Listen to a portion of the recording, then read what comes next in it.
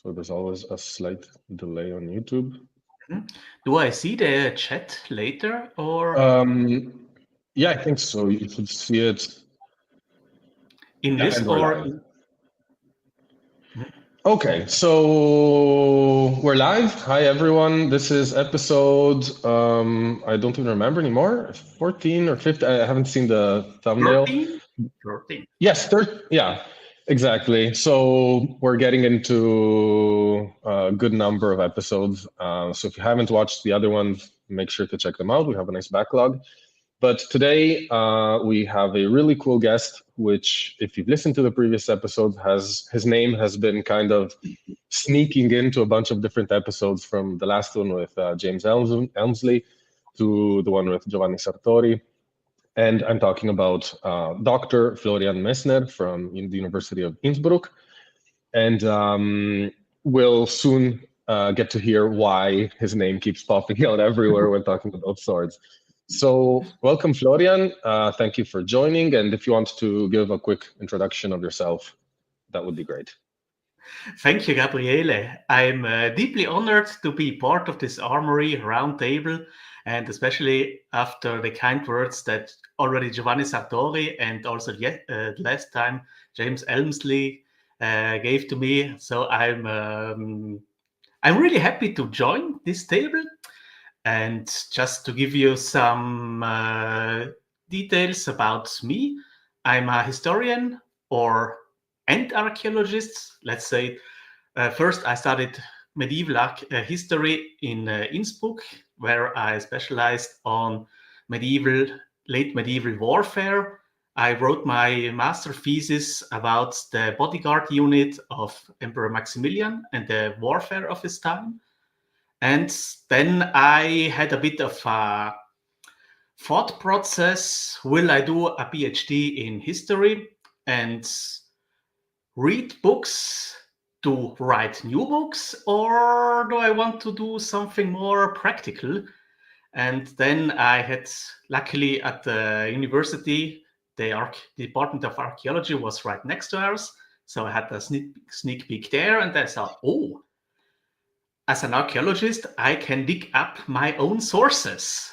And so I made the whole curriculum in the archaeologists. I made my bachelor thesis about executioner swords in Tyrol.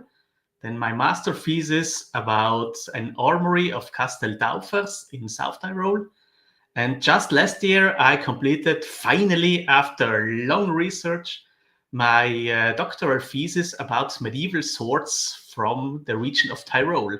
So from Kufstein until Lake Garda in Trentino. Which, if I understand correctly, for anyone watching, isn't just research on swords from Tyrol, it's on all the swords that, like all extant or, let's say, known swords from the region. So it's probably the most comprehensive kind of work that can be done on them. And actually, maybe this brings me to a first question about, well, there are a lot of them already that I have in mind, but regarding this kind of research, how do you even start investigating the whole list of these swords? That already seems like a project in You itself. mentioned already the first problem, a list. There was no list.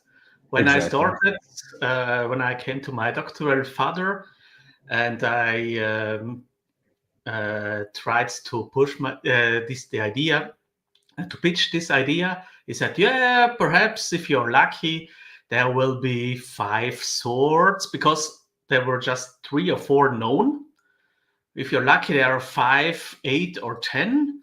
But that should be enough for a doctoral thesis when you are putting it into a medieval living world and see it as a holistic object, which I also did. But after all the years, I came across 60 swords. Of them, 90% were unknown to the public.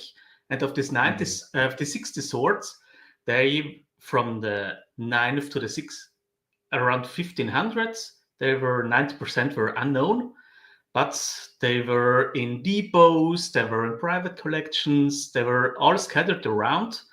but unknown to the public. And that was really a bit of a miss. I can imagine. So, well, in the meantime, we have a few greetings already. So we have Delatrix. Congrats on completing You're work. really... So I think we all share that feeling. Hi from Julian Ronneberger in Switzerland. Hello. And Elmsley. Sorry, Mom. We got a catalog of them all. Yes. Thank That you, seems to James. be. By the way, last time there was some issue with audio. Like mine was really loud compared to James's. So if anyone hears, like if it's annoying, just let me know and I can regulate my own volume at least. Okay, so the list. As for the region, like what's the geographic spread of these swords? Nowadays, the historical county or princely county of Tyrol is divided between Austria and Italy, and also parts of Switzerland, because Graubünden or Grisons, the Unterengadin, the Lower Engadin was also once part of Tyrol. So I had already the problems of 3 different countries, and also 3 or more different responsibilities for like the Soprintendenza and the Bundesdenkmalamt in Tirol and all the different kinds of museum. So it stretched from in the north, from the frontier to Bavaria until the Lake Garda in the south, so next to Verona. Okay, and is their current location, does it kind of match a bit the historical distribution, or have you found Tyrolean swords even outside of Tyrol? I found that was one of my results from my research. I was able to identify some really typical Tyrolean sword styles. We have as usually as archaeologists and historians, we have the problem of the sources. So we have a sword, we have a lot of, let's say, type 12 with an 8-sided pommel and a straight guard in Tyrol. That's one of the typical styles, but we don't have any written sources about it, that this a specific mark, which could be on the sword or which are not on the sword. The problem of smithery marks is huge. So that was a bit of a problem, but especially in the later periods of late Middle Ages, late 15th century, I was able to distinguish a really typical Tyrolean sword, which is from type 18B, so a long, slender sword blade with a S-curved guard and with a really long hilt. Perhaps we can show the first picture of the sword in the grave. Yes. So here we go. Yes. A little gruesome. It could be a nice introduction to the sword research in Tyrol. This was already published. This is the grave of Oswald von Schrofenstein, a local higher ranking noble from Landeck, so in the nowadays western part of the Bundesland Tirol. And he died in 1497. And when they made a new heating installation in the church, they dug up the grounds, they found several skeletons, and one stood really out, and that was this sword, this grave, because it does not only have the sword above his folded arms, but he had also a rosary and spurs. So we already knew that it was some high-ranking noble. And after they discovered the sword, they called me, because already then in 2013 or 14, I had some contacts, and they asked me about the datation, and I said, "Oh, that's clearly some late medieval stuff," and they identified it later as since it was found in the central nave of the church, as the founder of the church, which is Oswald von Strophenstein, and he holds one of these typical swords of the Tyrolean. So flat diamond blades. In fact, the sword is completely 1.23 meters, so pretty huge, but really good preserved. So also at the hilt we have some a wooden core and some cord wrapped around it. And here we have also another problem of archaeology. There were made a lot of detailed studies of the rosary, the spurs, and the sword by me, and it was planned to make a huge publication, but that never happened. And so my thesis will be the first real publication of this sword, except the relations of the Bundesdenkmalamt. Wow. Okay. And when was this grave unearthed? In 2013, so 10, 12 years ago. And very cool. Kind of sword, I have identified until now 7 or 8 other types, other examples that were scattered around Europe, and they were all connected with Emperor Maximilian. So he gave them to some Landgraf, some Duke of Saxony. There was also one found on the mountaintop in Tyrol of 2,500 meters. And also one just 2 years ago in the south of Sweden. So it was really strange. I'm in contact with the archaeologists there, and we plan a deeper investigation of this matter. So that's pretty cool.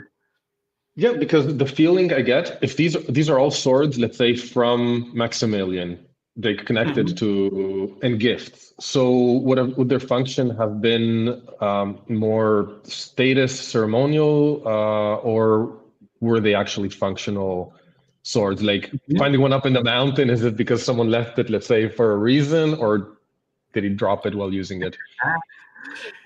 Yeah, I think Maximilian had one. That's also a problem. We have until now just one known bladesmith from Tyrol, which is Hans Summersberger, who was a bladesmith, a knife smith, a cutler for Maximilian, who made also the big Reichsschwert, the 2 meter and 1.5 meter, which is now preserved in Vienna. And I think he could have been the one that assembled the swords, so he finished them. But it's always difficult because some of the swords have some elaborated gilding on them. This not. Let's say they have all the same proportion, the same type of blades, but different kinds of guards and pommels. So I think every customer ordered that swords made tailored to himself. I want this kind of blade made in this workshop of Summersberger, but fashioned like in the Tyrolean style with the escort blade, perhaps from bronze. This one was made from not bronze. The other is the yellowish brass. Yes, brass. It's actually from brass, and that should be a bit strange because that's not really durable. We have it sometimes, but in this case, we have a high-ranking noble. The sword and the spurs were his symbols of knighthood, and so he was buried with them. But the sword I mentioned from mountains, that's absolutely the same proportion, the same S-type guard, and also some wheel pommel. That was really plain, no decoration at all. Guard and pommel from iron, and that was really a warrior sword. Okay. Was it found like in a... Oh, sorry. Oh, I'll keep my question. So sometimes I get a bit carried away That's by perfect. this stuff. Also, the famous Munich sword, perhaps a lot of you have already heard of it, and of course, that's also one of these Tyrolean swords, because nowadays it's preserved in a Nationalmuseum, the Bavarian Nationalmuseum in Munich, but it was bought from them from Castel Ambras near Innsbruck. So it's really a Tyrolean type of sword. And it's also, it's, yeah, that should be the best preserved example of the Tyrolean sword style. Okay, so we have a question for you. I'll just ask mine about this sword, so we kind of, because then we move into something else. But the sword found on the mountain was like a glacier find, one of those things that you find when ice melts, or what was the situation? Like, how was it found? Yeah, we have a bit of a problem because it was found in 1807. So Oh, 200 years ago. We have the report from the Statal Museum of Tyrol. It was just 3 or 4 years after the founding of this museum. It's called the Ferdinandeum. And they reported that some shepherds found this sword in a sand hill on 2,500 meters on a mountain pasture. There is a crossing next to it, which leads from the eastern part of Tyrol to the Comelica region north of Venice. So perhaps there was some Alpine warfare. We know of some cattle raids, but usually you think you shouldn't find a sword on a remote mountain pasture. Yeah, That's especially still not a sword of this kind, right? This seems a little bit like a bit of a special thing to be having. Okay, we have a question. We can then continue talking about these swords, yes. but I'll quickly get to Dazi's question about the sword you're holding in the thumbnail.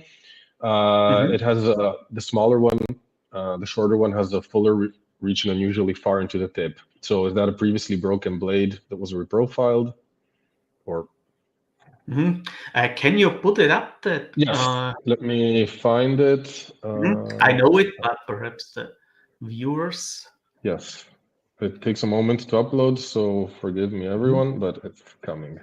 So actually, that sword was found in Grisons, so in Graubünden, right on the frontier to Tessin, I think so. And it was also found on a mountain pass about 2,800 meters sea level. That's the highest sword that I know of. And here we go. Perfect. They are both swords from Grisons. So the short sword, it's about 80, 90 centimeters long.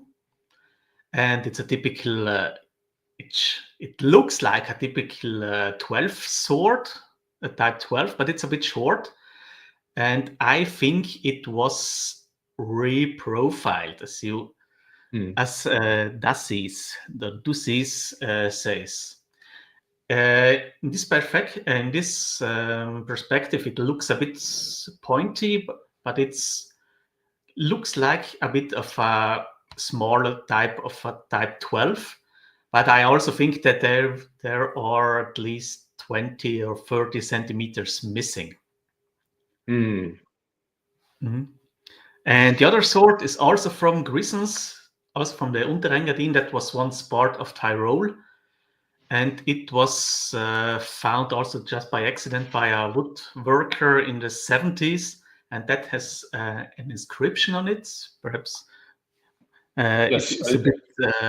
I'm not sure we can zoom in. Let me see if I have an option. No, you wouldn't understand it because we have. There are swords with a readable and interpretable inscription, but this sword, it has a lot of readable letters, but they are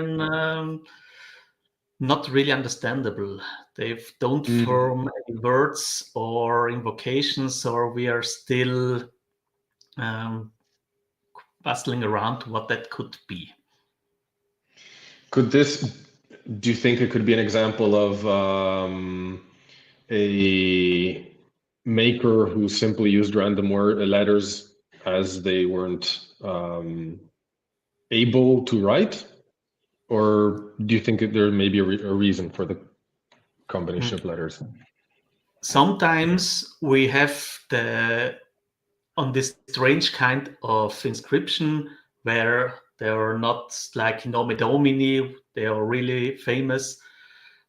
Sometimes they could be the first letters of a prayer, like an invocation to some deity, to some saint that is lost. That could be. Or, as you say, they copied something they didn't understand. But in this case, we have really clear lettering, so there are no. So he knew at least what letters look like, because sometimes we have inverted R's or N's that are facing the wrong direction. So they, when they found it, they weren't sure, and I'm still not sure, because on the other side we have no inscription but 8 circles, which is also a bit strange, because if you are a lot of stuff in the Christian tradition has to do with numerology, and 8 is a really famous number of the new beginning. It could be an indication of a sword that was given to a knight to mark his entry into knighthood, and so a new beginning. But that's all really, really not backed by any evidence, or say it that way, put it that way. However, from this picture, they both seem to be in exceptional condition for being fined, because yes, it doesn't even seem like there's any edge damage or anything, just from what I can see. Well, maybe on the longer one.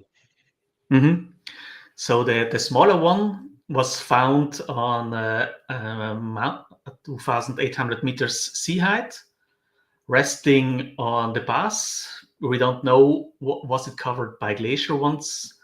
So it had a lot of deep pit rusting in it, but it was restored excellently. Also the other one, which is much better preserved.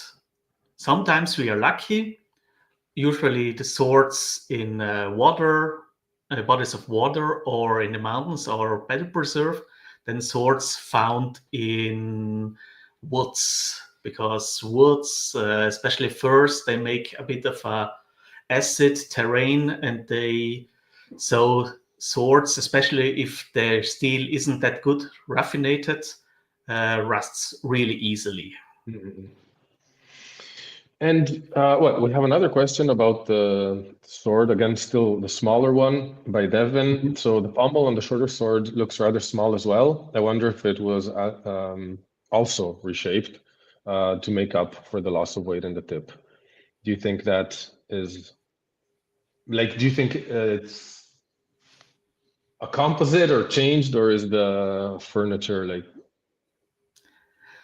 let's put it that way. The whole sword is so nicely balanced. It handles really, really, really well. It's more like a stabbing sword, because usually the Type 12 is a bit longer, more for slashing. It could be that it was reshaped, but on the sword itself, I didn't found any clues. It's here you're not able to see it. It's a bit of a teardropped pommel, so not so really typical for the central Alpine area, more northwestern Italy. So I think it could be a sword from Ticino or for the region of near Milan, but it could have been reshaped. But also the reprofiling of the sword edges was done by a master craftsman, because there is no broken back or anything that has broken the line of the edge. So that was really well made. So we also don't know was the sword reused after the tip was broken, or it was just refitted for some purpose. We don't know it. Yeah, Elmsley adds the possibility that there's a non-zero chance that a broken blade would be dismantled entirely and rehilted. Absolutely. Which, I mean, from the outside, to me, it kind of makes sense because if, as you mentioned, it's been reprofiled by a master craftsman, it's not just job of necessity, then why not rehilt it to create a well-balanced weapon again, rather than, like, it seems to make sense. Going back to your Tyrolean sword, so I'll actually change the image for now, but if anyone has more questions about these two swords, we can always go back to it. Feel free to ask. Exactly. In terms of conditions, let's say out of all the swords, and actually maybe not only about these, if we're talking about the whole corpus in your thesis, what is the average condition of conservation for your sword, your average sword? Yeah, let's say it's that you can see there on this picture. That was a sword. It was excavated 2013 for the picture. Of course, it was a bit post or staged, but later it was then intensively restored.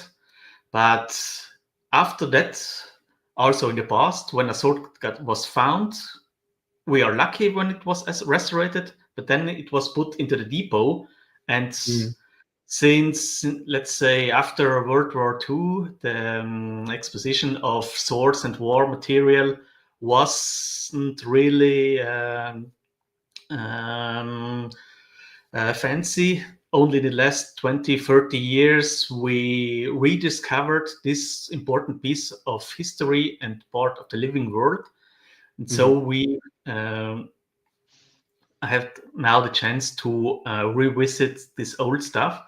But a lot of the swords were put in the depot and never looked for 50 or also 100 years, never restored. And yeah, they are falling apart. A lot of them are falling apart. And sometimes I was shocked, not only in private collections, but also in bigger museums. You have swords that were, let's say, 100 years ago when they were found in a really good condition. But when I had a chance to look at them, the blades were nearly rusted away. Sometimes without really deep pitting, which isn't a lot of work to restore to its former glory. But it's always the will, the money to restore swords a bit better. So to preserve them for the future. Yeah, I think there's often a misunderstanding of how well staffed museums are. It's like some of them just don't have the resources to kind of take care of their heritage. Okay, we have another question here, so we'll go to that quickly. Again, about the two swords. So the remote finding locations of the swords you presented is very interesting. Looking at the swords in your PhD thesis in general, what was the usual finding context of the swords, if known? Thank you, Petra. Yes. From the 60 swords I discovered, about half of them have a known place of origin. About half don't have any information at all. Could have been that they had once something, but it was lost over the last 100 years. But from this rest, a lot of them came from graves. Let's say 8 to 10 come from graves. 8 also from mountains or mountain passes, which is really strange because it was known that in the Bronze Age and in the Iron Age, there were a lot of weapon deposits on mountain passes. But for the Middle Ages, it was unknown until now. And I hope that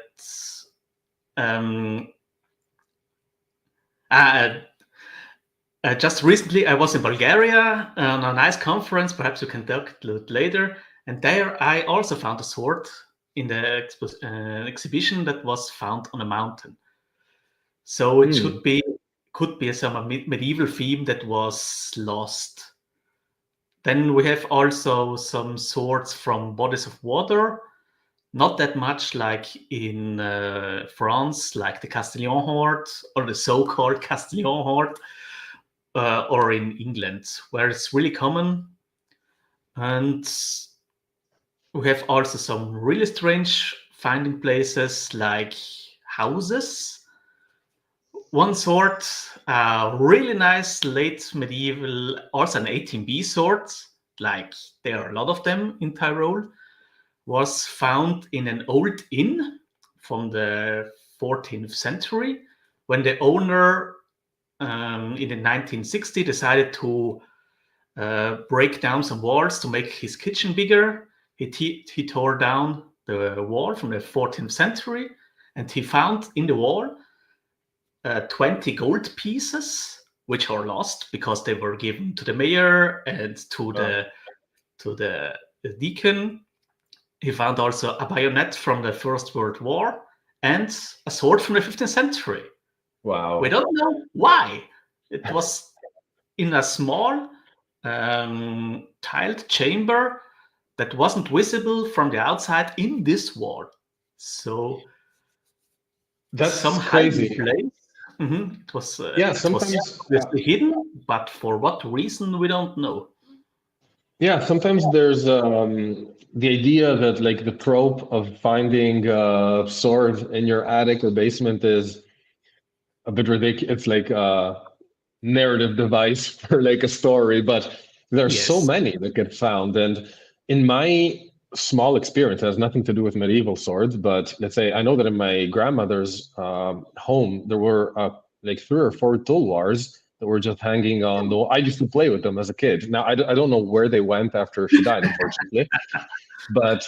And once renovating a house, we opened up an old chimney. Like and in the chimney was a hatchet, not an old one. It was so I don't know who put it there for what reason, hiding it, why. But yeah, like even myself, I've found things in walls. So it's really very weird why people would do that, but it happens. So everyone, if you have basements or attics, make sure you just tore them down, have a look at them. Perhaps there's some interesting stuff in it. Exactly. When we talk about the provenance you mentioned a little earlier, in terms of the context, had you finished your? Yes, I think so. Okay. Because I'm thinking, you mentioned, a bunch of private collections as well. And when you talk about private collections, are they like old private collections that are now kind of semi-part of institutions, or is it actual private people who are active collectors at the moment and who own these swords? It's both ways. Luckily, until 1918, so after World War I, the local state museum, the Ferdinandeum, had the chance to buy a lot of private collections that were either donated to the museum or bought. So we have, let's say, it's nearly all of the swords in the State Museum are from former private collections, but we don't know from where they had their stuff. And nowadays there are also some smaller collections of people I know. And I didn't know because it's always the problem to find these collections. There are way more than you think in all in all the regions, but you have to know the right people. Let's say, he has some swords and he has some swords. Look at them. And when you're getting connections with some of them, there's more and more. And that's the famous sword from the grave in Bolzano in Bozen. You have it. Yeah, it's my grandfather's one. It's really all officials, but it wasn't known So that's really strange what people have. Yeah, and how has your experience been with being able to access these swords? Have you generally had difficulty? Has it been an easy process? Have you found an open door? Like, that was let's say, the biggest problem of all. As I mentioned before, my supervisor said if I'm lucky, I will get to 5 to 8 swords because more wasn't known to him. And he is one of the experts of medieval rural culture. And if the professor of medieval archaeology in Tyrol isn't aware of more than 5 swords in the country, that's really strange. But when you begin to ask to the local responsibilities of the museum, perhaps, for example, in the Vereneum, it was no problem at all. They say, you come, no problem at all.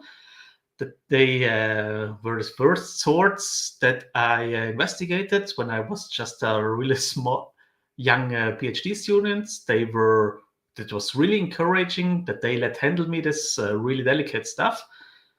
But in other places, it was a bit more difficult, like in South Tyrol, to get in touch with the right people. And also in later than in Trentino. Before COVID, I wrote a lot of emails to local responsibilities, didn't get any answer, and I was just 2020, I thought, yeah, screw it, let's make it without the Trentino. But then I was introduced by some friends to a now also good friend, Maria Azzolini, from the Castel Buon Consiglio in Trento, and she opened all the doors for me. So I was able to augment the pool with more than 30 swords from 30 swords from Trentino. And that was really lucky, because if I hadn't been in contact with her, the study would have been just half the size that is now. So you have always be a bit lucky and get in touch with the right people. And hopefully they have some stuff. Yeah, well, apparently they do. So far, it seems like there's more hidden stuff than visible. So, okay, listing the sword, getting an inventory, that's already a big challenge. Being able to access them is another big challenge. What was the next step, let's say, in your research? What were your goals, let's say, in this project? My primary goal was to identify, to document all extant swords in the Tyrolean region from the 9th to the 15th century. I had to make a cut on, let's say, the area of Maximilian I, because later we have hundreds of early 16th century swords in Castel Ambras, which were just way too many to research them.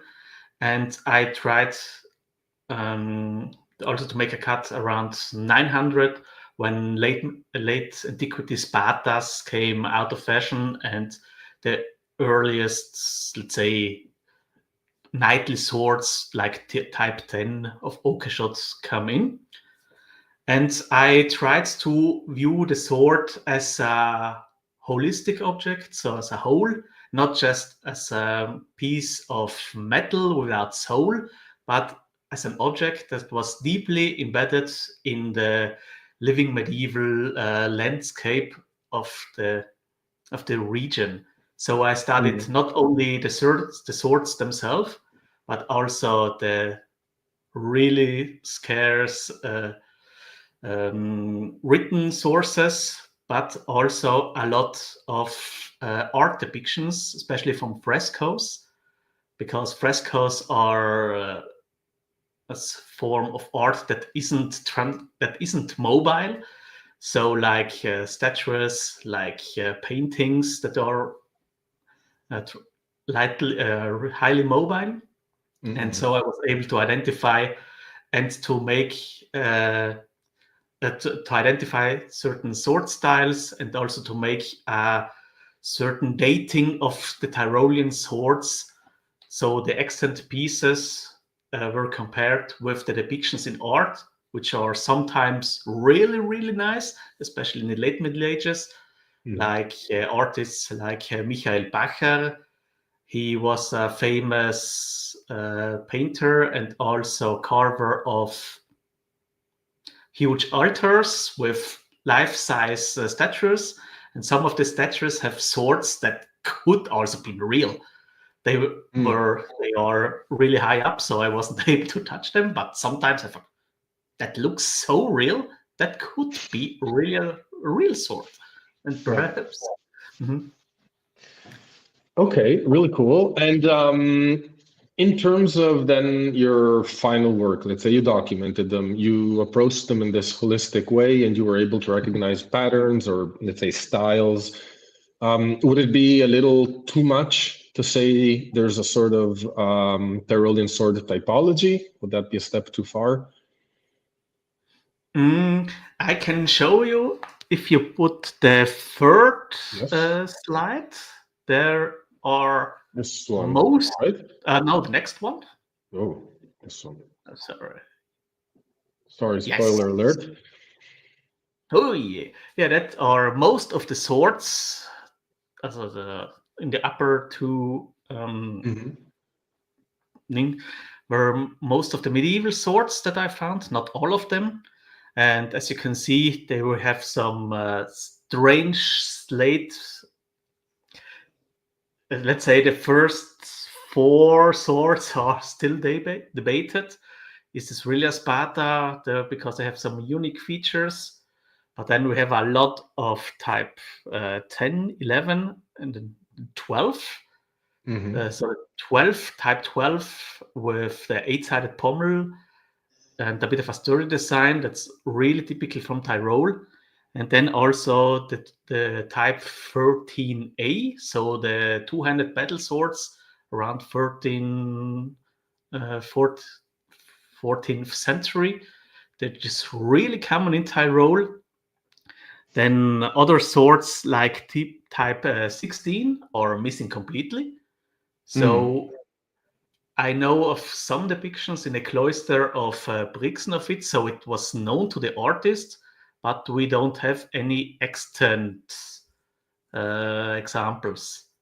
And then later in the 15th century, you see we have a range of 18 swords from 18 in all kinds, from 18A to B and D.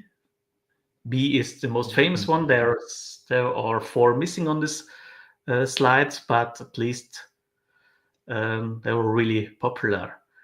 And after the medieval swords, you see already 3 really strange cutting weapons.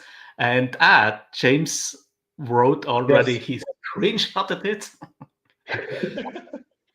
Yes. That was the epiphany, because that was really strange.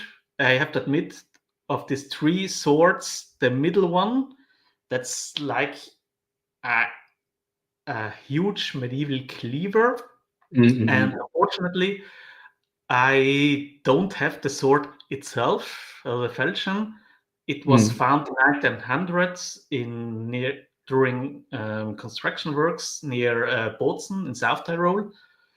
And then it was photographed together with some other finds, because they disturbed a cemetery. And there we have this really strange falchion, which is one of a kind, and identified, thankfully, by James Elmsley as a really strange thing that was known until just in art depiction, like the Maciejowski Bible. But unfortunately, the sword, I wasn't able to track it down. It isn't in any local museums. It's in no private collection that I know, and I don't think so that it was sold to some other countries, because that example should would have been known until now if it is something like in the Met or something. The rights of lost or lost. stolen, or yeah. I think perhaps because it was found on a cemetery in a church next to a church that's still active. Perhaps it's in the basement of the preacher's house. But I contacted him and he said he has no idea of all. But perhaps I will look of it. James has a comment here before we go on. I'm kind of disappointed to sit here because I wanted to make a repro of it for April the 1st. Everyone would think it's a joke. I'm sorry, James. But you should do it because I don't think that's so a strange sword. That's with this. Luckily, they mentioned the size of this falchion, so it is in the same. I don't know it's by how much the exact size, but as you can see, it's really huge, but it's one-handed. It has a really broad point, but so that this kind of sword should the pommel is missing. We don't know what happened to it, but this kind the sword must have been really thin at the point to be able to handle it in some kind. And what did James identify this as? Sorry? What was James's opinion on this? He was out of his mind because that was, like he said the last time, a lot of strange swords are depicted in medieval art. Some are fantasy, but some that are thought to be fantasy, like this kind of falchion, they are not fantasy. They are probably from a northern Italian influence, but we are not sure until now. But he was really excited, and unfortunately, we just have one picture of it. But at least that the falchion on the left-hand side of this big cleaver is that one. Still James. Probably didn't have a pommel. It's the same group as the Lizana, the Falcastro of St. Peter, Martin, and Seveso, and the Sword of St. Peter in Poznan, Poland. Yeah, could be. That would be interesting in terms of all the conversations we have about pommel and balance, and this would throw all of that out of the window and open up a pretty new way of seeing at least certain kinds of swords. And by the way, I have a question here on this. Do you, based on your experience with swords, and when you see something so weird in its time and context, do you have the feeling that this is just an example of random experimentation, or do you feel like this is simply, we don't have any more left, but this was an actual, probably had a function, let's say? Like there were more of them made, or? If that sword had come from some private collections with no origin at all, I would have said that's fake. Obviously, it was made by someone who read the Maciejowski Bible and thought to recreate it.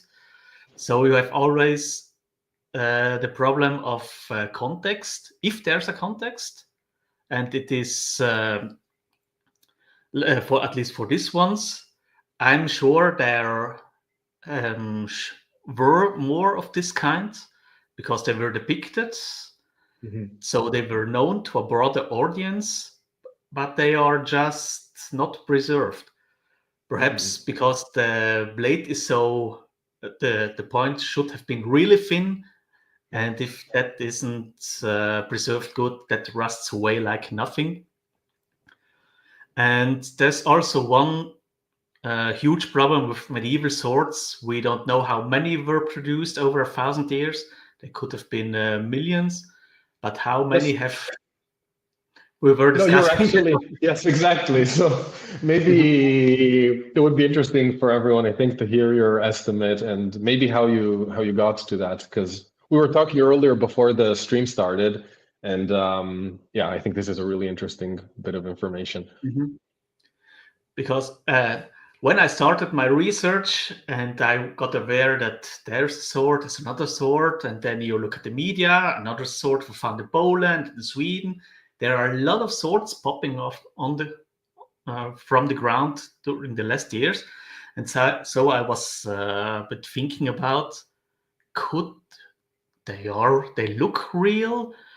And I thought to myself, how many swords could there have been produced during the Middle Ages?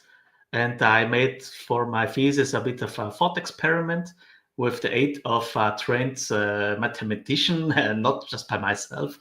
So, we had a look at the whole of Europe to see it as a big picture. And the problem is the lack of data. So we don't know how many people lived, let's say, in Tyrol in the 11th century. We could ask, were they 50,000? Were they less? Were they more? So we tried to make it on a big scale. So because there are a lot of estimates of the change in population in Europe, and we calculated that to come to a result, we thought, yeah, let's say half of the population is male. Of this proportion, 90% were not noble, so they shouldn't carry swords, and of the rest, perhaps half were more in the clerical way, and then we came around that's perhaps 1 or 1.5% of the population was legally allowed to carry a sword. We exclude groups like soldier, just to get a rough estimation. And during the period of 1,000 years, we came around a really conservative estimate of 4 to 5 million swords for the whole of Europe. That's a lot. Definitely. When you think how many swords have survived, perhaps 5%, perhaps just 1%, that's still the hundreds of thousands of swords. And if you look in the museums all around Europe and the world, there are a lot of swords. And so I think we are not so far away. Perhaps there were even more than millions of medieval swords. That is a huge number. People are going to be digging up their gardens looking for swords. Okay, so we had a little bit of excursus here on the falchion side of things, but I didn't want to interrupt you too much. So maybe we can go on and look at the other typologies as well. After the falchions, there are 4 infantry swords. So the description is still in German. They are from the first 2 are from Italian influence. There are some Schiavonescas, which is really typical for northern Italy, Venice region.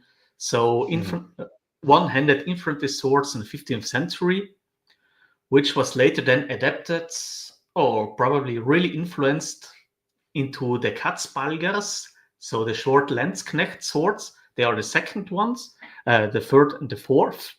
And just from the blade style, they could also be really identical. So there are a lot of similarities between Schiavonescas and Katzbalgers. Katzbalgers are usually a bit shorter. I had a question about the esquilin, because even the Schiavonesca is often characterized by a kind of S-quillen on the horizontal plane, right? Do you think there's some mutual influence or some kind of influence with the S-quillen on the Tyrolean sword, or are they completely? You mentioned a really cool thought, because the region is really next to each other. The S type swords from Tyrol, they pop up in the late 15th century, let's say second half of the 15th century. And the S-shaped Scavonesca we have already a bit earlier. So there could be an influence, because that's not really there are some other examples of this style of sword in Western Europe. Of course, there should be, but in this case, where Venice and Tyrol is really next to each other, they were also arch enemies, but they traded also next with each other, so there could be really a good influence. And their blade production facilities are actually pretty close by. Yes. Yeah. Like the famous city of Belluno, which already Giovanni Sartori talked about it, a really good friend of mine. And the iron for the famous bladesmiths in Belluno came to a large part from Tyrol, so from the arch enemy, but the arch enemy sold the really good, really iron ore that was really suitable for blade production to the arch enemy in Belluno, which was under control of Venice. So we have a lot of direct contacts, and I think not only by material but also by thought processes. It's a different concept of conflict. Like we tend to think that enemy is just like completely cut out, but there was a lot of osmosis. Absolutely, especially in times of peace. There is a lot of war, the Venetian War of the Tyrolean archdukes and later Maximilian in the late 15th century, and Maximilian also invaded part of the Belluno area. Venice, he burned Feltre to the ground when he wasn't happy with them. So at least he and his army came in direct contact with the weapons from Venice, and I think so they pulled a lot of inspiration from the Scavonescas to use it for the Katzbalgas. And a lot of Katzbalgas in the broader region have also blades from Belluno. Okay. So we don't have documents, but it seems like it all falls in place. Absolutely. The next typology there, I think, will make Niccolò Menozzi and Julian Ronneberger from the Spadone project very happy.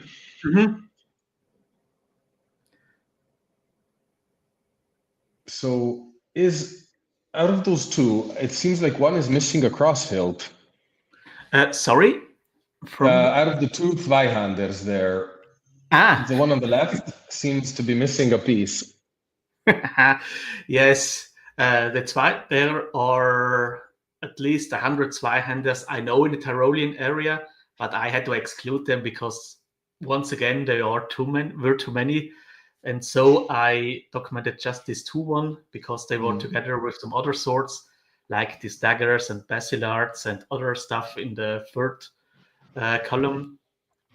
And yes, as you mentioned, the first Zweihander is missing his rather large guard that should have been there, like on the second one. And that's also one of the problems that we have with medieval swords, because a sword, when it was finished and given to the owner, wasn't there for eternity. It could have been reshaped, rehilted with no effort at all, because they were just forged over the pommel. And when the next owner fence it another type of pommel, you cut that, and all the hilt comes loose. So there's no problem in medieval times to restyle a sword completely.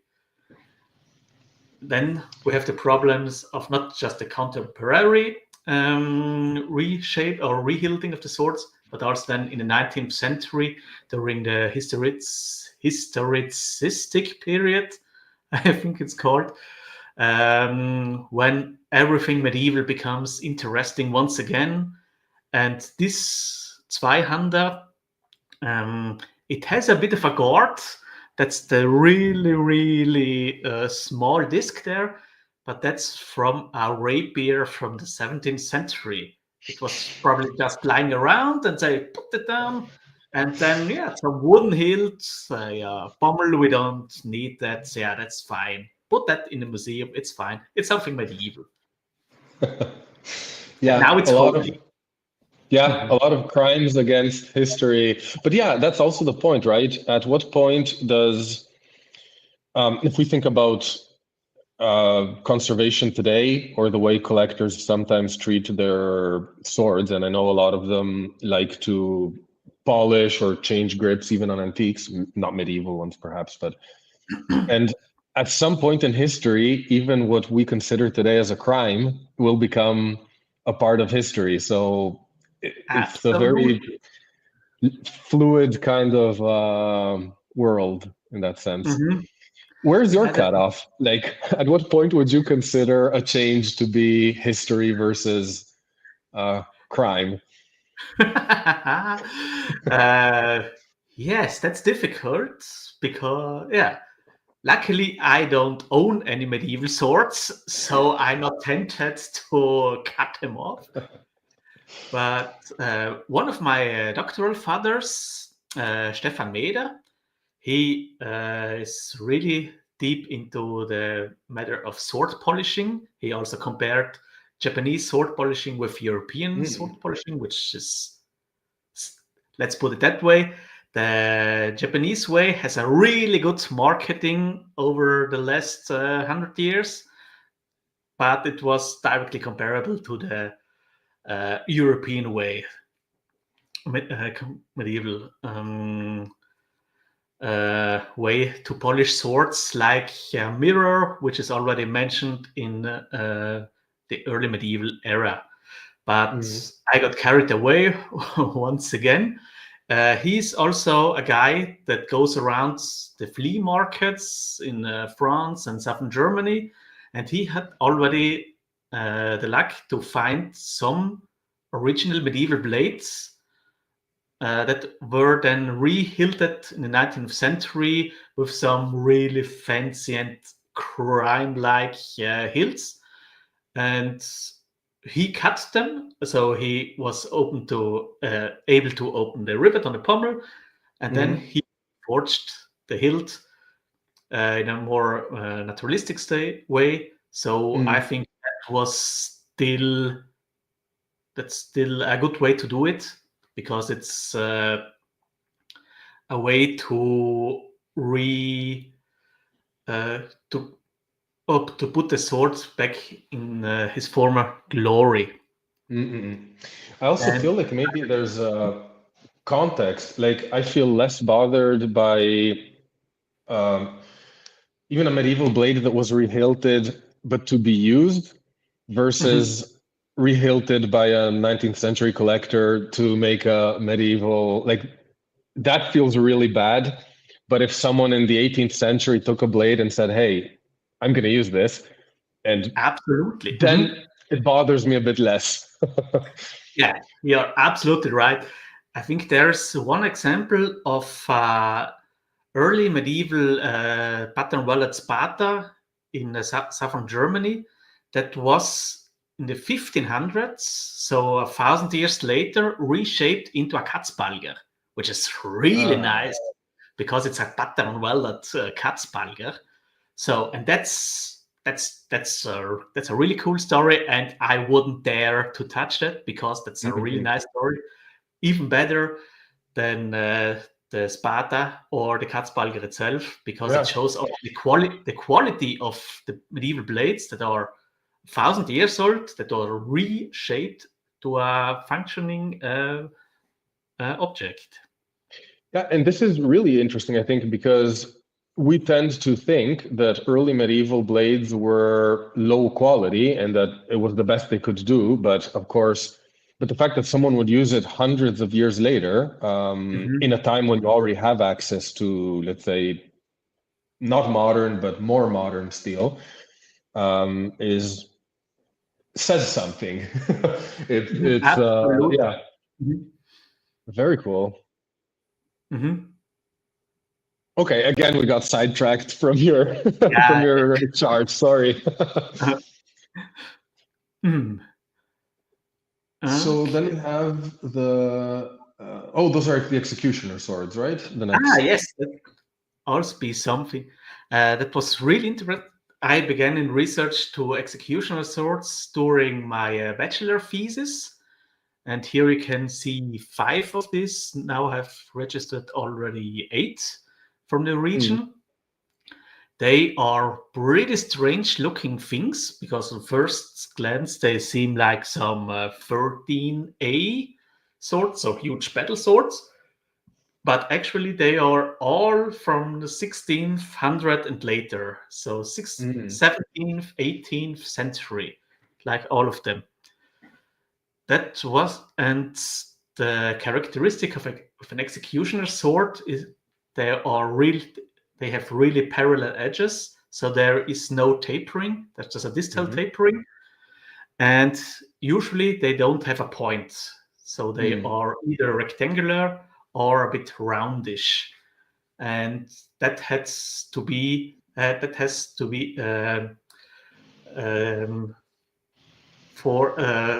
a symbolic content that this sword is just there for cutting and not for this one move to cut some people's head off and not to stab someone. But they are also really good made. A lot of them were made in Solingen, which is heyday in the 16th and 17th century.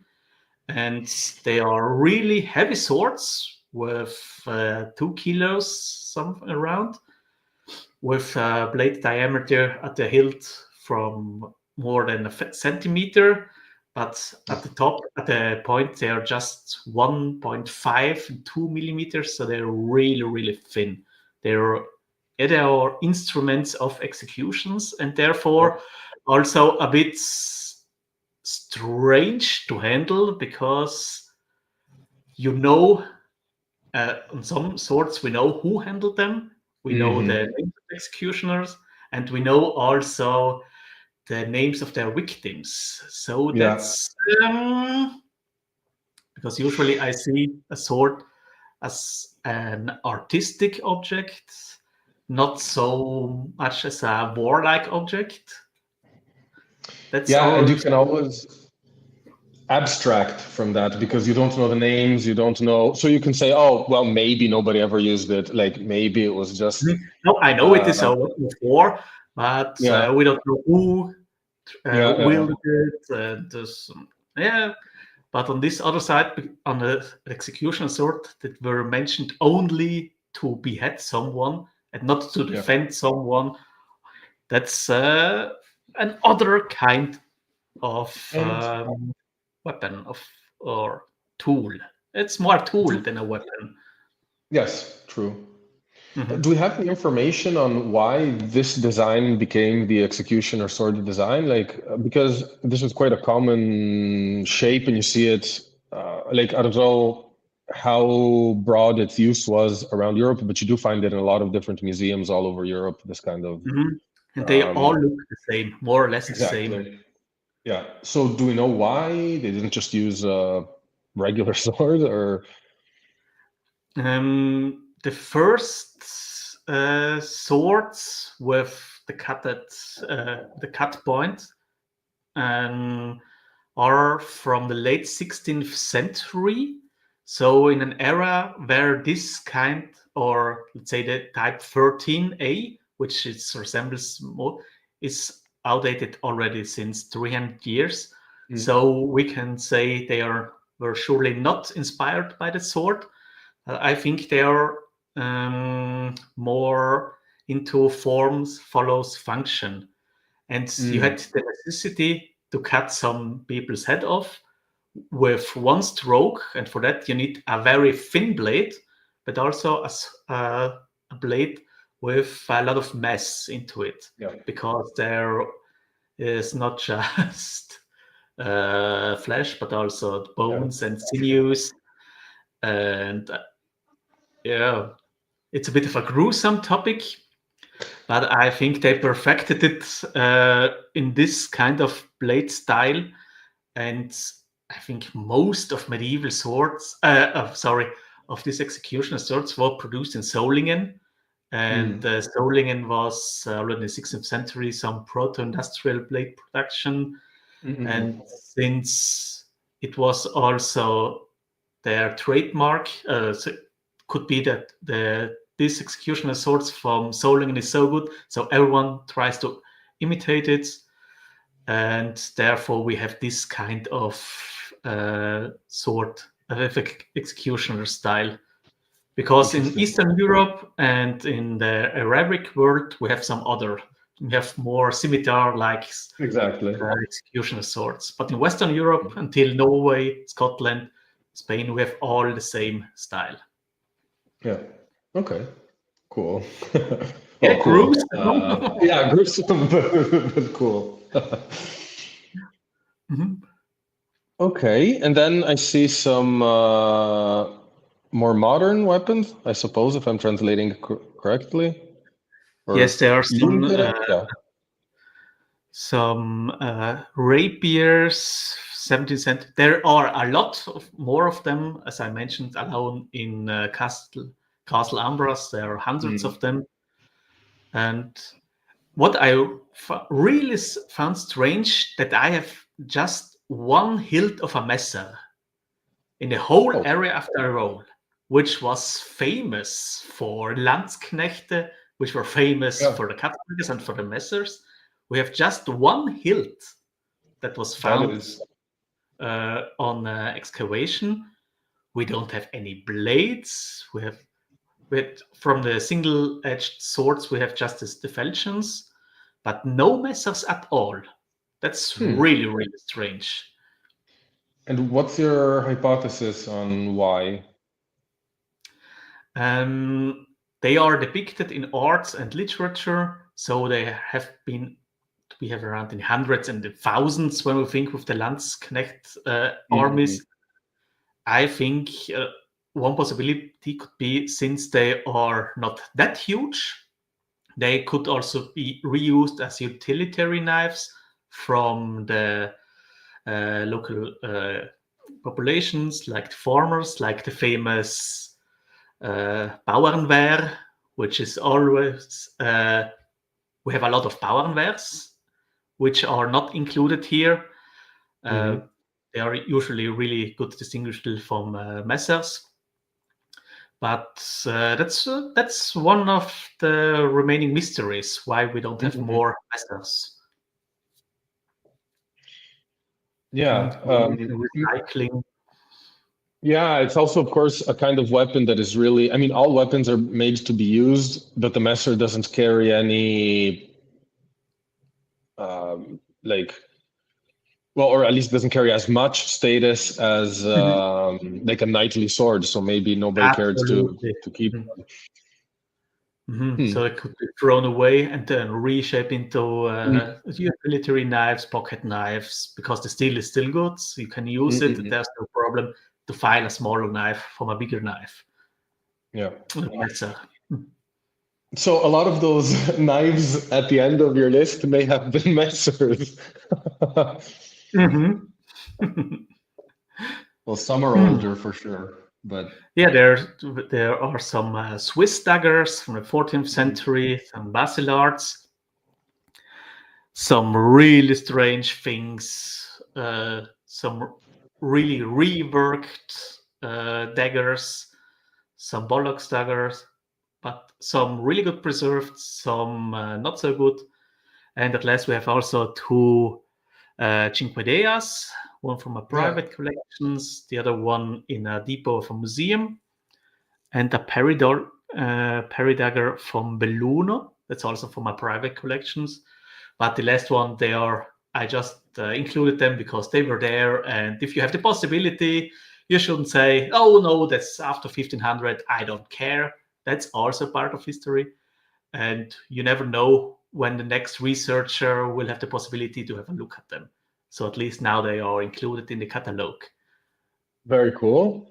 So when can we expect to be able to read your research? Yeah, that's another great mystery. I wrote my thesis in German, then I translated it into English and proofread by a dear friend from America last year, and I handed it in October at an English publishing house, Beutels and Brewers. And they said, oh, that looks interesting. You will hear from us. But I asked several times, and it's typical English way. Yeah, we are really sorry. It will take some time. We don't have the resources until now, but we are still behind it. So don't hurry. But now it's the 1st of June and 6 months. So I hope that they will get a move on soon.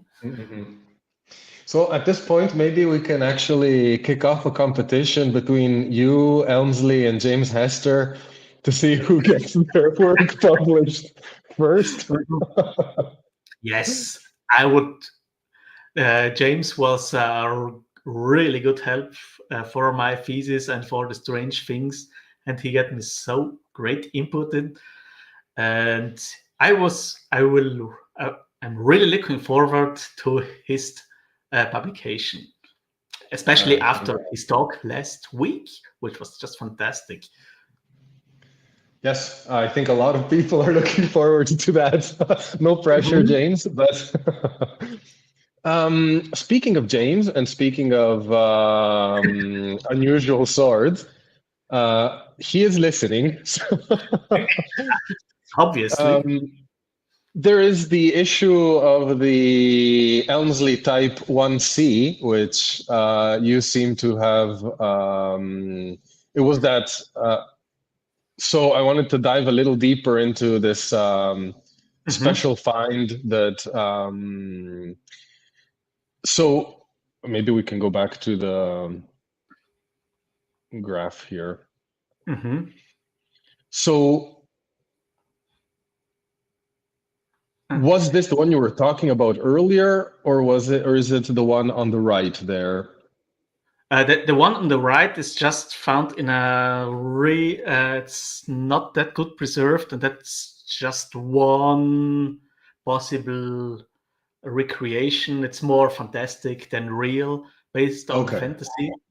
Also from the Maciejowski Bible, but the one is on the left.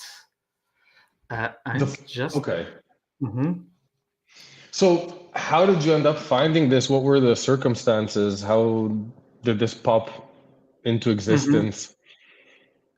That was really cool when I was in Trentino, I think it was in Rovereto. I was in the Museum of War, of World War I, in the local castle, where David Zendri, he's the curator, or he's the boss there. I think he's the boss. At least he was really nice. I documented some broad Italian swords from the 15th century there, and he said there's another museum down in town. The director is a good colleague of mine. I will just call him. Call her. So he called her. Yes, there's no problem. I can go there in the afternoon. We have something. Perhaps he wants to have a look. And then I went there, and there was this strange thing. It was, I got a bit bad. It was about 50 centimeters long.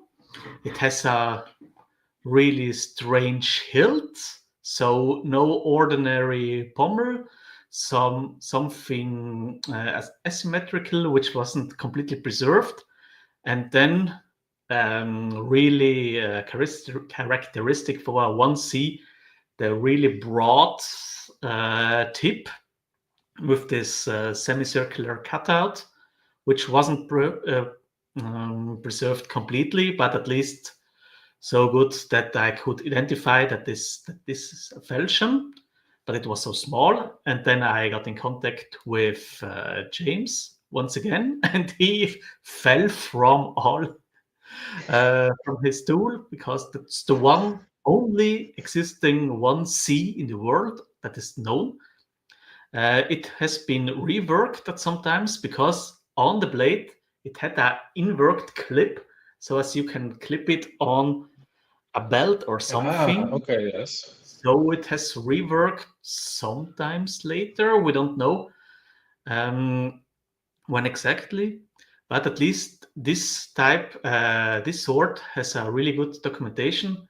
It was found during the excavation of the Castel Lizzana near Rovereto, where they erected after World War I a huge building for the huge Bell of Freedom or something. Suppose a disputed monument in Tyrol, to show off, let's say it that way. So we have the evidence that it was found, that it really was found in this castle, which was founded in the 11th, 12th century, and we don't know exactly where it was found, but at least that's one of the better documented swords we have, and especially in this case, because it looks so fantastic, it's so small, and as James mentioned already last time, until 5 years ago, it was completely unknown to scholars that such fantastic looking weapons really existed. And if that existed, what else was there that we don't know of? And is this sword actually on display, or is it? No. Okay. It's just in the depot. I think it's in the City Museum, which was kind of refurbished this time. But actually, there are very of the 60 swords that I recorded are on display. Let's say 5. There are some in Castel Beseno, the huge medieval fortress in the modern age. Some are also in the Castello Buon Consiglio in Trento, but in the whole of the Bundesland Tyrol, the Austrian part, and also in South Tyrol, there's one, but they are not, at least 20 years ago, when most of the recent exhibitions were refurbished, it wasn't fancy to display swords, which is a pity, but perhaps in future. Well, I hope, knowing they have a one-of-a-kind in the world sword, they'll decide to put it on display soon, because it's it's pretty incredible when you think about it, to be able to find such a special object. Did you already, when you saw it the first time, did you just have the feeling it was a strange sword, or did you already have the impression, oh, this is something special? Yeah, I knew that's some kind of falchion, but it was pretty small, so yeah, it could be interesting. It's the only kind that I have in my collection, in my pool. But yeah, it looks nice. But let's ask the expert, what's the real significance of this piece? Because I know James' typology, and also him from many years now, but I'm not that into it, how many extant pieces of his typology are still there. And so I was really amazed that it's the only one that still exists today. and it was so I was really glad to add something to the research of James. Yeah, I mean, that feels like something that would deserve its own kind of publication on itself. Yes, yes. Yeah, it's Especially with the other kind of sword that was the falchion that was lost, or falcaster that was lost, and I had a lot of good talks and wrote a lot with James, so I don't want to spoiler to spoil. ooh. But I hope there will be some cooperation in the future, perhaps some minor publications or something. That would Nice. be really nice. Oh, that's very cool. Speaking of unusual swords or finds, there's an interesting sword we were talking about just before our call started, which I know about because it's in my area. It's literally in the city next door here, but it's in Udine. And it's the sword of or which killed, we don't know, the patriarch Bertrand of Aquileia. Oh, in the meantime, we actually have a scoop here in real time. Elmsley is up for a collab, so that's really, really cool. Absolutely. Great. You've heard it here for the first time.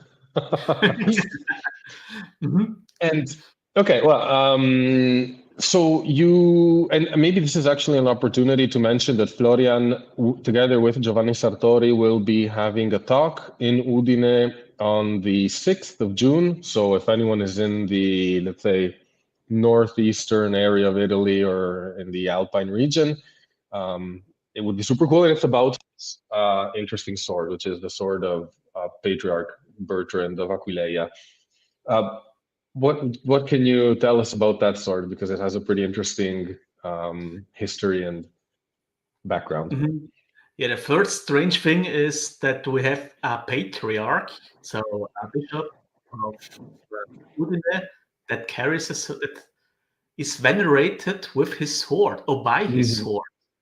In the treasury in the Duomo in Udine, there are some relics of Beato Bertrando, which died in, help me, around 13 something.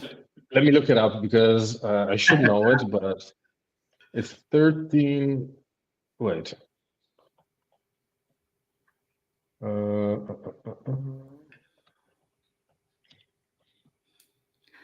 Sorry. 1350. Yes, 1350. Yeah, perfect. Exactly.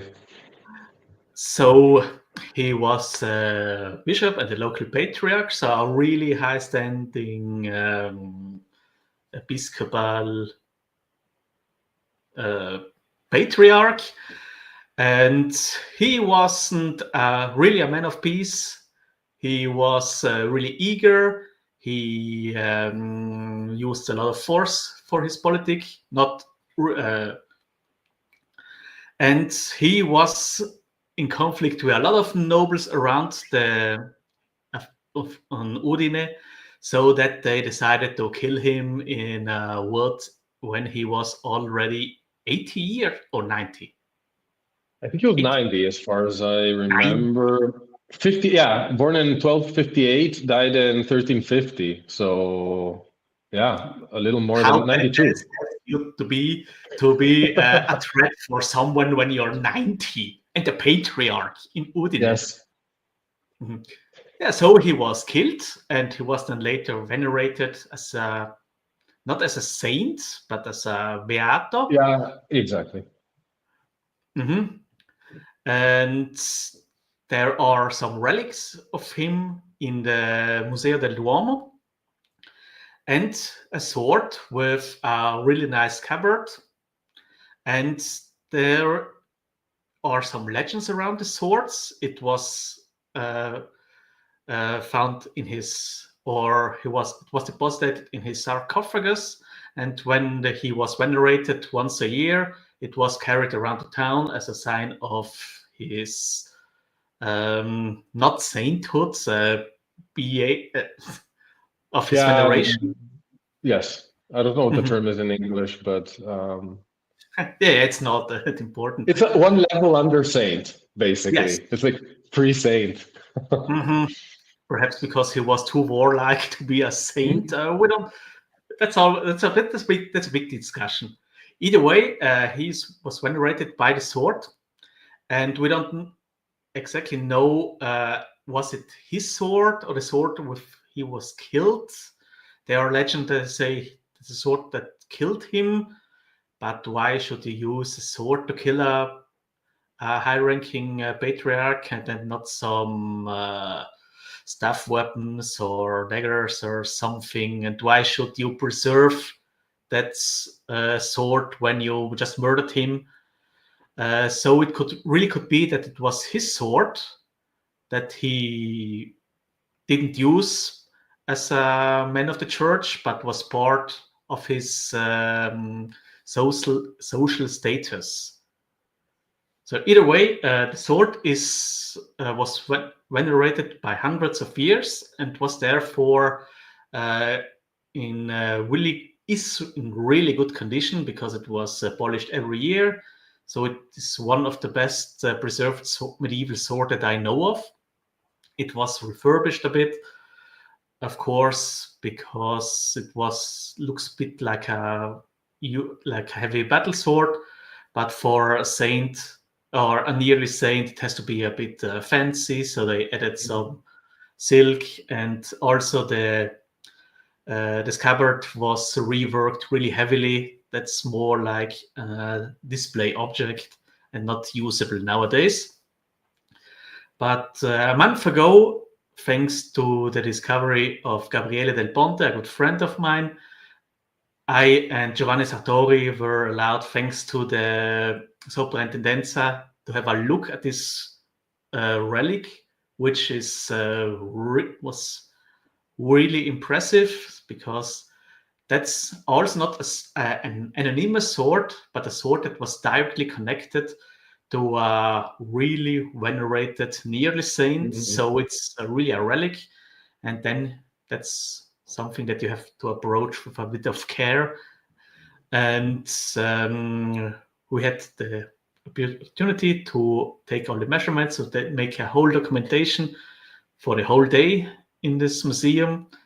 And it was really good. It was really impressive. The sword is in excellent conditions. And we were really amazed to have this possibility. And yeah, this Friday, we will have a little talk about it in Udine. And so if you are in the region, feel free to join and to learn something about this really strange sword of a nearly saint. Yeah, and he had so much influence, by the way, that I think still in Cividale today, and even in Gorizia for a long time, that are cities nearby, they yearly have a mass with the procession and with the sword. And and it's all based on this kind of time of warfare around the mid 14th century when you had this bishop, 90-year-old bishop going around. Yeah.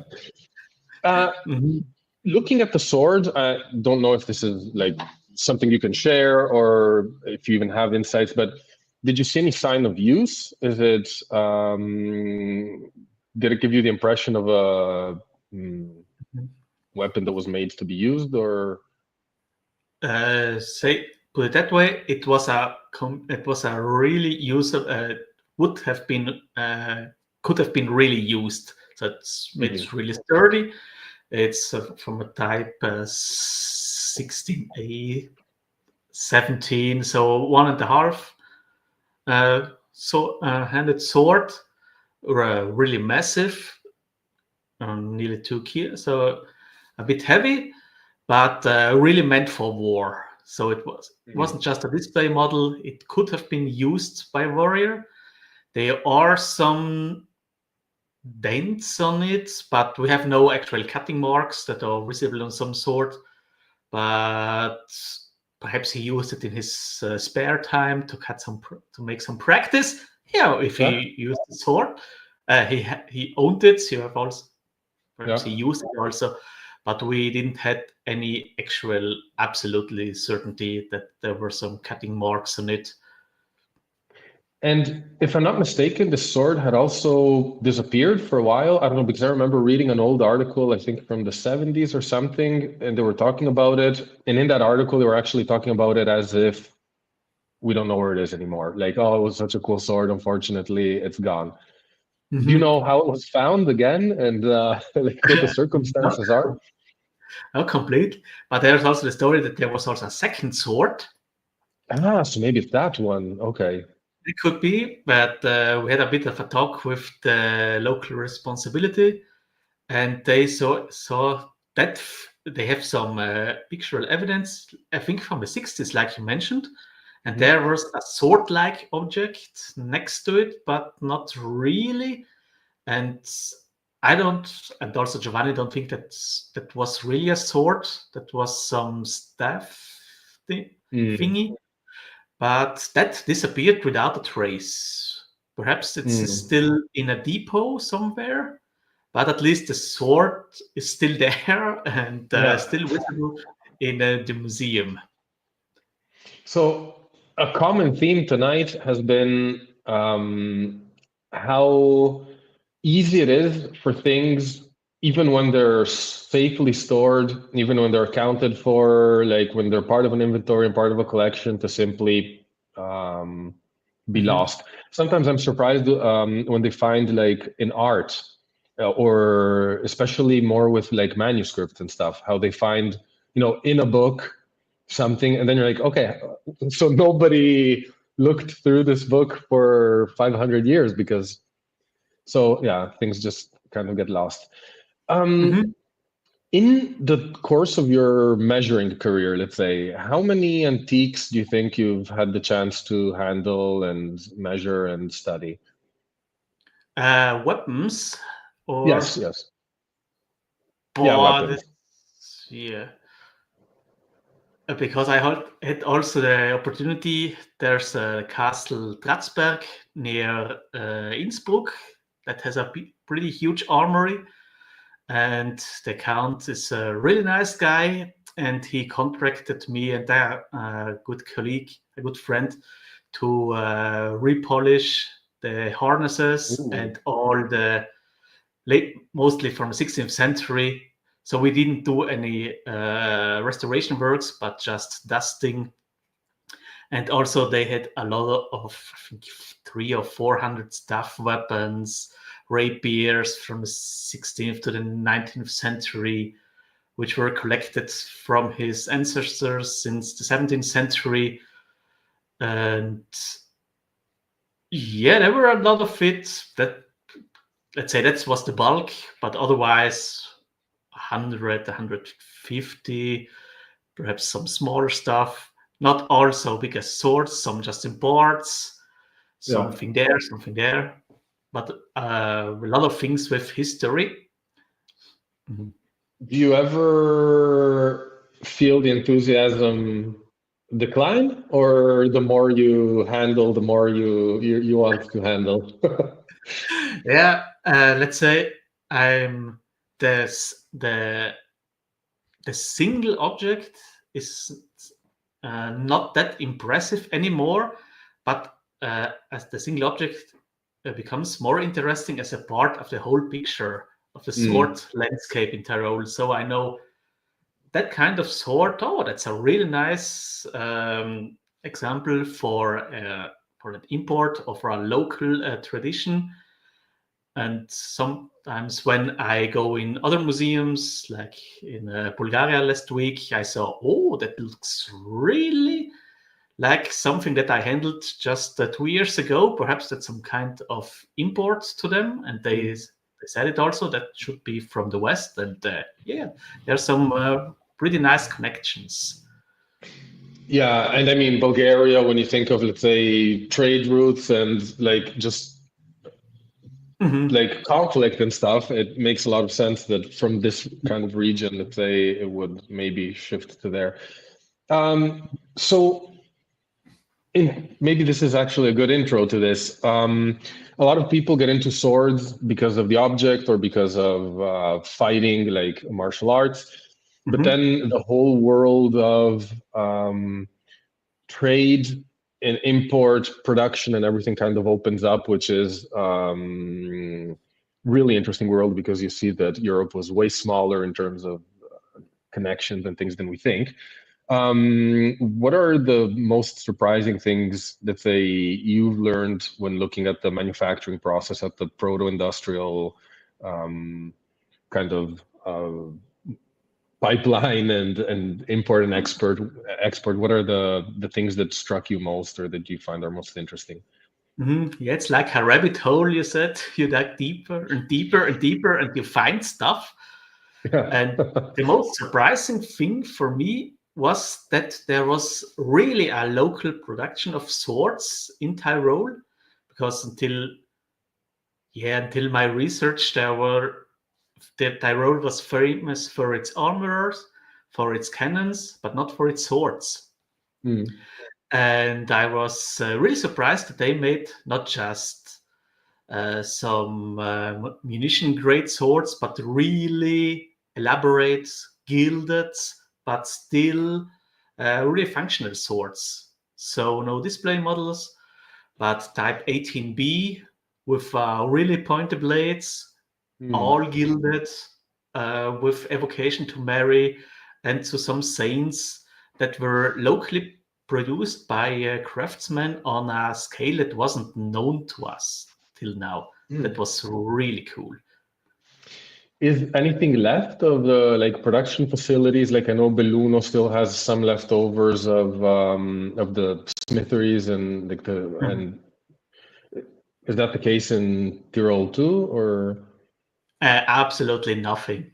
There's no Summersberger, the most famous bladesmith for Maximilian. We know perhaps where his office was, but we are not sure. And he was the most famous one. We don't have any excavation. We don't have any written sources. Perhaps they are still in the archives, but until they are not fully digitalized, you have to work a lifetime on it to identify the sources. And since I have more a practical approach to dig up stuff, I'm more into that than into digging up archival sources. Yeah. So you feel you've transitioned fully into archaeologist territory rather than historian. I'm using both, but at the moment I'm more fascinated by archaeological method. And in terms of markings, do we know anything about Tyrolean maker's marks or something like that? Do we have something that could help the random person recognize Tyrolean made swords? Yeah, we don't have written evidence, but a lot of Tyrolean swords, especially the 18B types, they have a mark like the cross of Golgotha, so a cross on a hill. Yep. Often it is gilded or inlaid with non-ferrous metal. That's really common, at least by these swords that Maximilian gave to his nobles as a gift. Yes, there's not generally the identification of smithery marks on sword blades is a huge black space or a white thing, because we are lacking written documents in the 16th century. In Tyrol, we have something of Carinthia, where a mark is described but not shown. So that could be, since they are usually really small, simple elements, it's difficult to identify certain sword makers just by their marks alone. That's possible in a well-documented place like Belluno, where there was a lot of research done, where we have also the archival documents of some makers. Their mark is also painted, like the family of Lamont, where we have in the archival document the painted mark, which is absolutely cool, which we don't have in Tyrol so far, at least. And in terms of the local production, was it meant for local use, or was there even an export industry from Tyrol? Like, was it big enough that they were actually exporting swords as well, or was it more of a regional production? At least for the typical Tyrolean style, we have some of the sword that are in the northern region of Italy.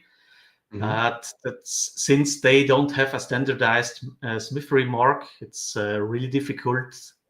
You can say with certainty, you can make some approaches.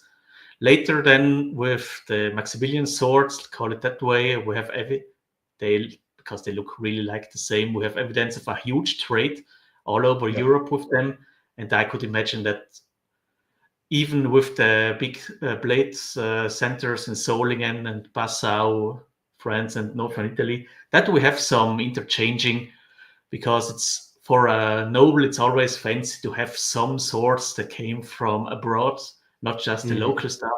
So we import something from Spain or from Italy to show off to your neighbors. So I'm really absolutely sure that there are some Tyrolean swords also in other museums in Germany or Italy.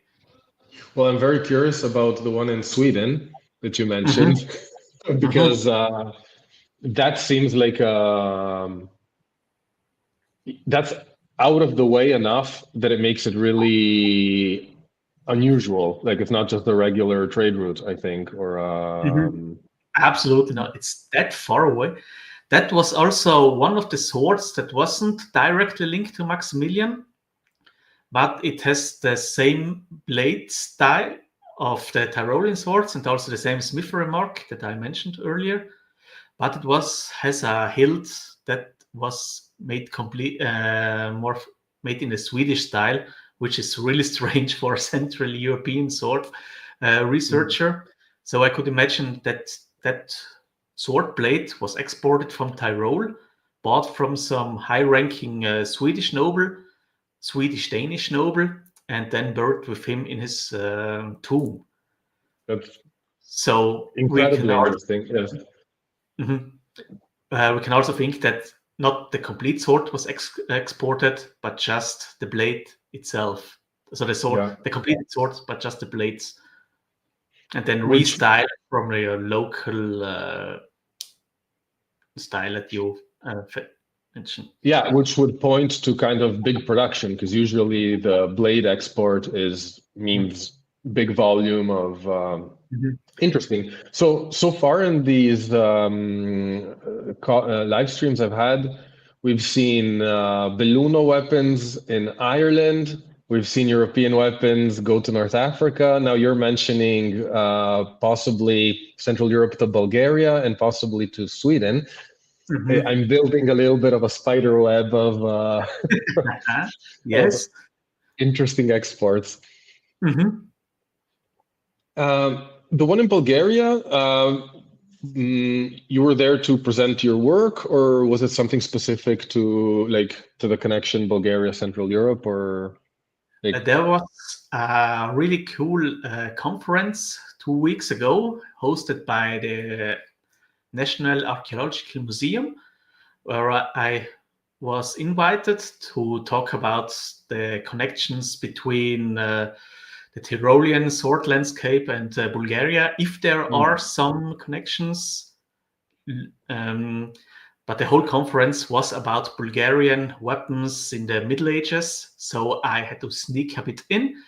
But for my talk, I stretched it a bit, to be honest. But when I saw the objects in real life, that really looks like a sword that was found on a mountain pass in South Tyrol.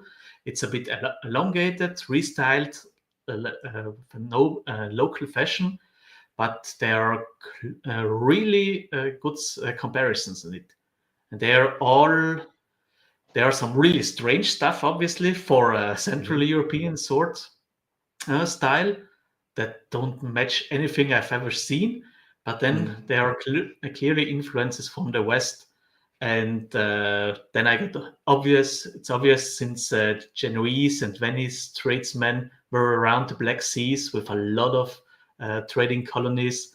And so they exported, of course, a lot of swords there. Yeah. Until the Balkans, until Georgia and Armenia. So there are a lot of them too. Fascinating. You obviously work a lot from, or let's say a lot of researchers today work a lot with digital data, but of course you have the chance to see things in person. Do you think the hands-on experience, how many extra gears, let's say, how many extra points do you get from hands-on experience, and what outlook does someone who wants to do research but is only limited to digital data have? Like, how limited would that research be? It changes your world completely. Therefore, I also changed more from history to archaeology to get a more hands-on approach. Because in history, I researched about medieval warfare, but in a theoretical way with digital data. Then I bought my first sword, and then later my first sharp sword. I was at home. I had to put a pumpkin on the table on the outside. Then I had a strike with the sword shot. Then I thought I missed because I didn't feel any pressure on it. And then I thought, oh, I cut it right through it. And that was the really sharp sword. That was it was an Albion one, so not not hand forged, not like a really good sword from Giovanni, but affordable for a small student or a bit student. And then I got only aware that these pieces of art that we were discussing theoretically, they are really weapons of war, and they are not meant for display, but they are meant for cutting, they are meant for hurting, and they're meant for killing people. And that's always something that you have to put in your mind. They are not abstract works of art, but they are weapons of war. And only if you have this hands-on approach, you get aware of it.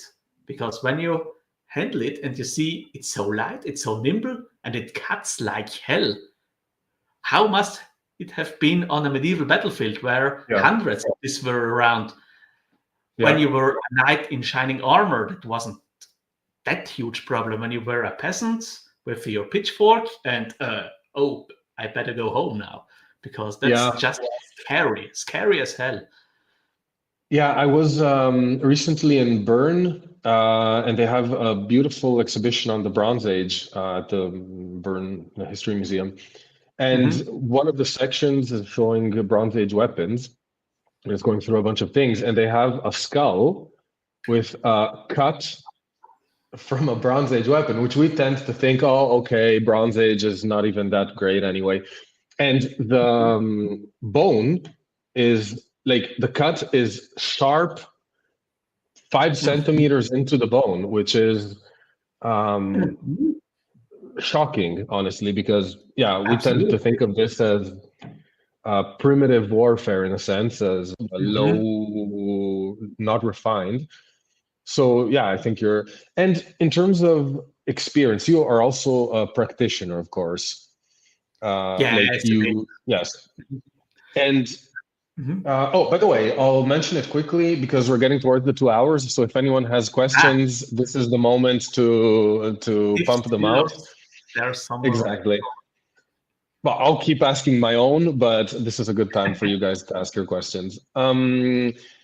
So when I talked to Julian Ronneberger of the Spadone project, he was, and to Cyril Ham, he's a sword maker. One of the big topics was the difference between modern reproduction swords and the feel instead of actual antiques, and how that can when modern practitioners pick up, let's say, random or cheap sword, you don't really have the same feeling. And actually, I was lucky enough to use Cyril's faders, which are built, let's say, to historical specs, and the binding is completely different. So what do you think are the pros and possible cons for, let's say, the modern HEMA practitioner that is trying to use HEMA to understand, let's say, history better? The pros is that you are able to put your hands really on history, especially for HEMA, when you have these drawings in the Fechtbücher, which you can then recreate with your own swords that you can really put your hands on. Although the con is we see that just as a sport. And yeah, well, the Fechtbücher were kind of sport, but it was always preparation for the eventuality that you have to use that as a weapon. And that is something that we are luckily missing today. So we don't have to defend us with swords. And that's something, yeah, that's really, that's missing today. Yeah. And what do you practice, by the way? What's your field of Of course, HEMA? it's Langschwert. It had to be. One of the Tyrolean sword tile is a Langschwert, and when I was new into the HEMA, I asked a sword maker from Czechia, Czech Republic, to make me such a Tyrolean sword, which I still use today a bit, because I want to know how, at least at the surface level, how they use them, how you have, how are the mechanics, how does this strange S-curved guard binds into, and what is this really long hilt good for? Okay, that's really interesting. I think we might have to schedule another call to go into those those details. But the S-Guard, did you get any learnings from using it? Is it something that you found has a practical purpose? Yeah, at least in a theoretical way, when you are just sparring on certain circumstances, you can grab your opponent's blade when you are in the near binding. You can grab it and you can shovel it from his hands. So there are some, in theory, I don't think it would work on the battlefield, but at least in theory, in a sparring practice, you can lever the opponent's sword. So it has a use. But when you're searching long for something, you will find eventually. So it's a bit of a use. And in terms of the long hilt instead, have you found I love that function? really, because of the long hilt, you have a lot of leverage, and therefore the sword is really, really fast. So you can you make your Zwerchhau or your Schielhau or your Fenster, and the sword is so fast despite being 1.5 kilograms. An actual battle sword would have been even lighter when you when you don't use the 3mm edge. So they were incredibly fast.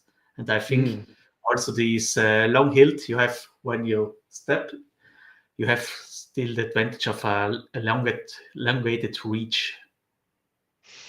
And I imagine that the long hilt would move the point of balance towards the crossguard, or does it stay proportional? Yeah, okay. Yes. So it's not that good in slashing, but really good in stabbing and to change your direction. So it feels really nimble despite being nearly 1 meter 25 centimeters long. So it's really, really agile. Okay, that's really cool. Okay, we'll have to talk about that too. Okay, I'm not seeing any questions come in. So if anyone has late questions, feel free to leave them in the comments later on. And I'm sure if Florian doesn't see them, I'll send them over to him. Yes. What is your, let's say, assuming, well, we'll assume that your work is published. What is your next project? At the moment, I'm working together with Giovanni Sartori into the recreation of the armor and sword of Sigismondo Pandolfo Malatesta for the city of Granada. So I'm just making the theoretical part, and he's the actual artisan that will make the sword and the armor. And then we have at the university, a new Interreg project between the city of Feltre and a lot of Ladin villages in the Dolomite region for the way of the iron from ore mining until the finished sword, all from archival sources and from also from archaeological surveys. So that's also a huge project over the next year.